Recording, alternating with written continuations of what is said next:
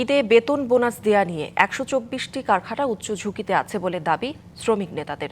এসব কারখানায় কাজ করেন প্রায় ১.৫ লাখ শ্রমিক। তাই ঈদের আগে বেতন বোনাস পুরোপুরি পরিশোধ না করলে শ্রমিক অসন্তোষ হওয়ার শঙ্কা আছে। তবে বিজিএমইএ বলছে ঝুঁকিপূর্ণ কারখানার সংখ্যা ২৫ থেকে ২৬টি। কয়েকটি ব্যাংক বিশেষ ঋণ সুবিধার অর্থ ছাড় না করায় এই সংকট, বলছেন বিজিএমইএ নেতারা। ৯ মার্চের মধ্যে দেশের শিল্প কারখানার শ্রমিকদের ফেব্রুয়ারি মাসের বেতন এবং ১২ মার্চের মধ্যে ঈদ উল ফিতরের বোনাস দেওয়ার নির্দেশনা দিয়েছে সরকার, কিন্তু তৈরি পোশাক শিল্প মালিকরা তা পুরোপুরি বাস্তবায়ন করতে পারেননি।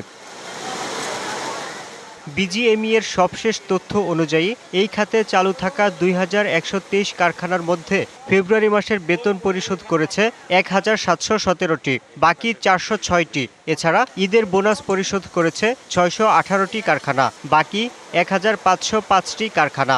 এছাড়া ঈদে বেতন বোনাস নিয়ে ঝুঁকিতে আছে ২৬টি কারখানা। আমরা ২৫ থেকে ২৬টা ফ্যাক্টরিকে আমরা টার্গেট করছি আর কি, যে এই ধরনের একটা প্রবলেম হতে পারে, কিন্তু আসলে তারা চেষ্টা করতেছে এটা ওভারকাম করার জন্য। আশা রাখি সমস্যার সমাধান হয়ে যাবে। ঈদ উপলক্ষে সরকার শ্রমিকদের ১ মাসের বেতনের জন্য বিশেষ ঋণ সুবিধা চালু করলেও কয়েকটি ব্যাংক অর্থ ছাড়ে গড়িমসি করায় সংকট তৈরি হয়েছে বলে অভিযোগ বিজিএমইএর। ঈদে আমাদের একটা সফট লোন আমাদের প্রেসিডেন্ট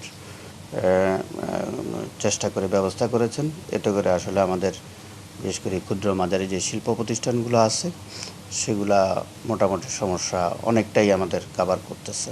দুদিনটা ব্যাংক আসলে দিতে গড়িমসি করতেছে।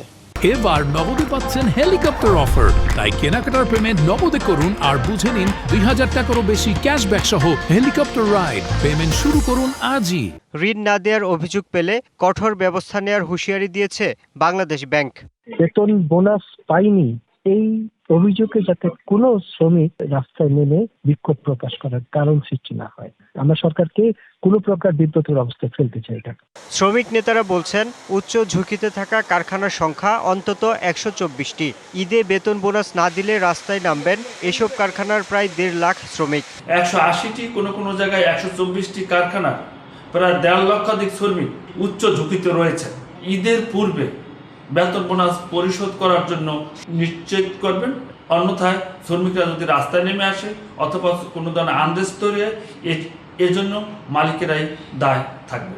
১৬ মার্চ ২৬৮টি, ১৭ মার্চ ২৬৫টি, ১৮ মার্চ ৮০৩টি এবং ১৯ মার্চ ৮৯টি কারখানার শ্রমিকরা ঢাকা ছাড়বেন বলে জানিয়েছে BGMEA. Yusuf Rana, DBC news, Dhaka.